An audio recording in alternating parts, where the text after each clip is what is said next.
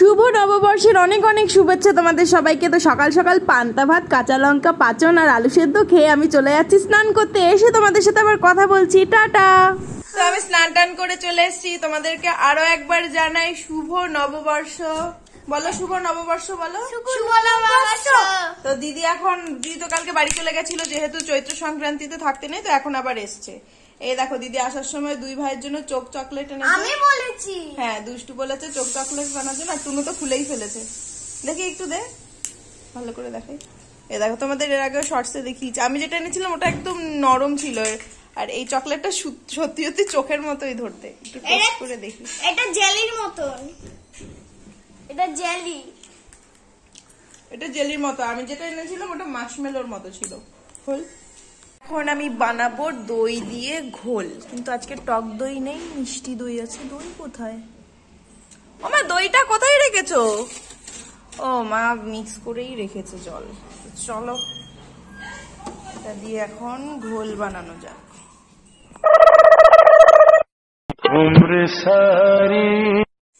তৈরি হয়ে গেছে আমাদের ঘোল।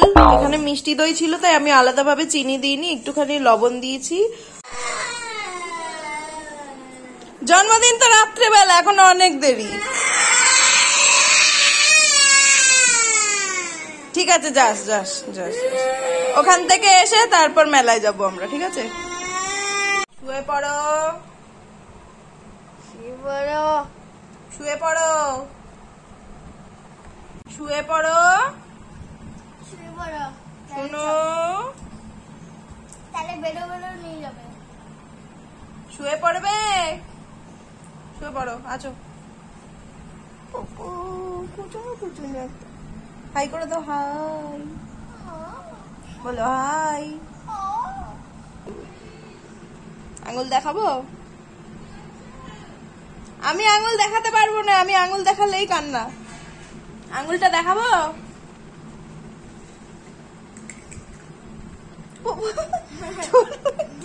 একবার হাই কর, হাই কর, ফোনে তাকা একটু। এই যে এইদিকে তাকা, এইদিকে, এই যে ফোনের দিকে, ফোনের দিকে, ফোনে। শুয়ে পড়ো, একটু শোও। সকালবেলা স্ট্রবেরি গাছে জল দিতে ভুলে গেছি, আর এখন গাছগুলো দেখো সব কেমন হয়ে গেছে। ওই টবের গুলো তো সব একদম ছিন্ন বিচ্ছিন্ন হয়ে গেছে। এটা তাও এখনো ঠিক আছে, এটা তো আর একটু জল দিই। মাটিগুলো একদম সাদা হয়ে গেছে শুকিয়ে। দেখো আমার ড্রাগন ফ্রুট গাছ কত বড় হয়ে গেছে। আর এই যে এটা হলো স্ট্রবেরি গাছ, এটাও স্ট্রবেরি গাছ, এটাও স্ট্রবেরি গাছ। এর জন্য আজকেও জল দিলাম, ওখানেও জল দিয়েছি, আর মাঝখানে চাল ছিটিয়ে দিয়েছি। তো দুটো শালিক পাখি এখানটাতেই ছিল। টুনু দুষ্টু চেঁচামেচি করছিল, আর ভয়ে ওরা পালিয়েছে। দেখি আসে কিনা।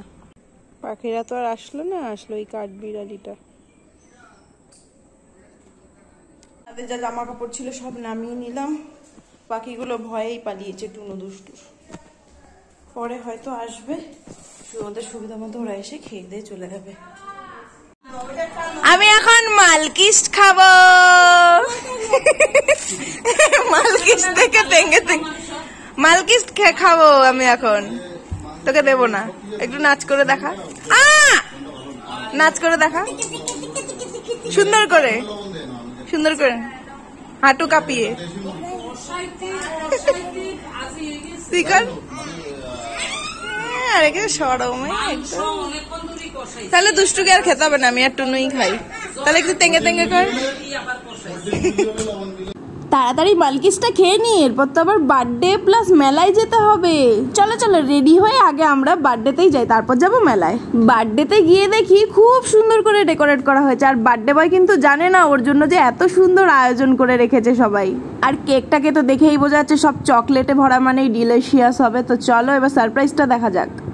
বার্থডে বয়কে নিয়ে আসা হলো, আর কি হয়েছে জানো, এই জায়গাটায় ব্যাকগ্রাউন্ডে একটা বার্থডের গান চলছিল। আমার কিন্তু এই ভিডিওটা আপলোড করাও হয়ে গেছিল, তারপর দেখি কপিরাইট এসে গেছে। তারপর আবার ভিডিওটাকে এডিট করে, এই যে এখন আমি ভয়েস ওভার দিচ্ছি, এই জায়গাটা একটা গান ছিল, তো ভয়েস ওভার দিয়ে আবার এডিট করে আবার আমাকে নেট নষ্ট করে আপলোড করতে হয়েছে। গাইস তোমাদের জন্য আমি এত কিছু করছি, একটু তো লাইক আর সাবস্ক্রাইব করতেই পারো, তাতে তো তোমাদের টাকাও খরচ হবে না, কিছু যায়ও আসবে। কিন্তু তোমাদের একটা লাইক বা একটা সাবস্ক্রাইব আমাকে আমাকে অনেক বেশি অনুপ্রাণিত করে আরো ভিডিও বানানোর জন্য। আর তোমরা অনেকেই আমাকে সাপোর্ট করো, কমেন্ট করো, আমার খুবই ভালো লাগে আর আমি তার জন্যই তো ভিডিও বানাই। আজকে অর্পণের জন্মদিন উপলক্ষে তোমরাও কিন্তু কমেন্ট বক্সে ওকে উইশ করে দেবে। আর তোমাদের সবাইকেও আরো একবার জানাই শুভ নববর্ষ। শুভ নববর্ষে তোমরা কি কি মজা করেছো আমাকে কিন্তু অবশ্যই জানাবে। চলো এবার মেলায় যাওয়া যাক। হওয়ার পরেই আমরা চলে গেলাম মেলায়। কেক খাওয়ার জন্য অপেক্ষাও করতে পারলাম না, কারণ মা, দিদি, বৌদি না সরি মা, দিদি, টুনু, সরি দুষ্টু, ওরা সবাই রাস্তায় অপেক্ষা করছিল। মেলায় এসে দেখি অন্যবারের তুলনায় এখন আপাতত ভিড়টা একটু কম, কিন্তু অপেক্ষা করো, ভিড় তো একটু পরেই শুরু হবে। ও তোমরা তো মিনি ব্লগে কেমন ভিড় হয়েছে সেটা দেখেই ফেলেছো, না দেখে থাকলে চ্যানেলে ভিজিট করে কিন্তু মিনি ব্লগগুলো দেখে নেবে, ওগুলো খুবই মজাদার। মন্দিরের সামনে দেখো কি সুন্দর বাঁশি বাজাচ্ছে, মাঝখানে দেখো বাচ্চাটা নাচছে। আরে কি গান বাজনার মধ্যেও সুদেবের মেলা এসে দেখো ঘুমই পেয়ে গেল। তারপর অনেক ভিড় ভাট্টা পার করে আমরা ঢুকে গেলাম মন্দিরে। আর মন্দিরে গিয়ে আমরা ঠাকুর দর্শন করলাম, তোমরাও প্রণাম করে নাও। তারপর দেখাবো রাধা মাধব।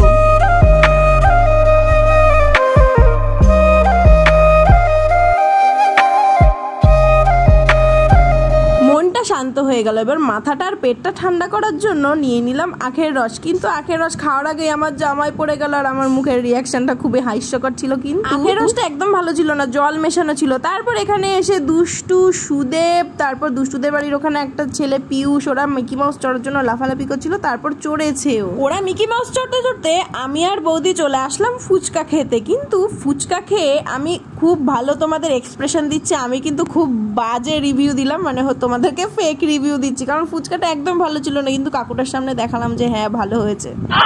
তেঁতুলের জলগুলো একদম তরল ছিল, কোনো মশলাপাতি কিচ্ছু মেশাইনি, আলু সেদ্ধতেও না আর ওটাতেও না। তারপর আমি সবাইকে আইসক্রিম খাওয়ালাম, কিন্তু আমি আমার নিজের জন্য আইসক্রিম নিতে পারলাম না, কারণটা তো তোমরা জানোই। আর আলাদা করে কি বলবো, কদিন ধরেই গলা ব্যথা। তাও কালকে দিদি আইসক্রিম এনেছিল মিল্কি বার ফ্লেভারের, ওটা আমি না খেয়ে পারলাম না, তাই আজকে আর রিস্ক নেব না। এই গরমের মধ্যে যদি আমি জ্বর বাঁধিয়ে বসি তাহলে সেই কষ্ট আর দেখার মতো থাকবে না। আইসক্রিম খেয়ে যখন ওদিকে মারা কেনাকাটা করতে গেছিল তখন এত ভিড় ছিল যে আমি তোমাদেরকে ভিডিও করে কিচ্ছু দেখাতে পারলাম না। তারপর আমরা জিলিপি নিয়ে সোজা বাড়ির দিকে হাঁটা দিচ্ছিলাম, তো এখানে সুদেব নিয়ে নিল জিলিপি, আমরা নিয়ে নিই। সুদেব দেখো কত খুশি জিলিপি নিয়ে। ওদিকে মা আর বৌদি বাদাম নিচ্ছিল, কিন্তু বাদামগুলো একদমই ভালো ভাজা ছিল না। মেলাতে এরকমই হয়, যাতে বাদামগুলো ভারী থাকে, বেশি দামে বিক্রি করতে পারে, তাই ওরা বেশি ভাজে না। এটা হলো বাদামওয়ালাদের চালাকি, যা বুঝবার আমি বুঝে গিয়েছি। তারপর বাড়ি ফেরার সময় জামাইবাবু আসার সময় টুনু, দুষ্টু আর সুদেবকে বাইকে করে নিয়েছিল। বাড়িতে দেখতেই পেয়েছো কেমন ভিড়, সেরকম বেশি ভিডিও করতে পারেন। দেখো জামাইবাবু কেসার লাড্ডু এনেছে আমাদের সবার জন্য পয়লা বৈশাখ উপলক্ষে। খালি পায়ের মধ্যে পাঠিয়ে দেয়, মারাত্মক গরম। এবার একটু চেঞ্জ করতে হবে, আর পাচ্ছি না।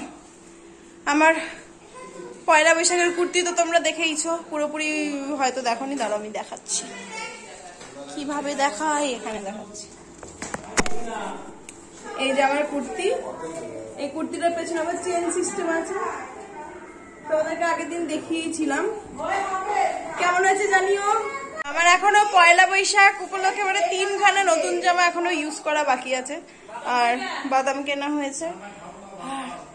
আমি এখন কথা বলতে পারছি না, একেবারে চেঞ্জ করে নি, গা হাত পা ধুয়ে নি, অতিরিক্ত গরম লাগছে, কিন্তু আমাকে ফর্সাও লাগছে।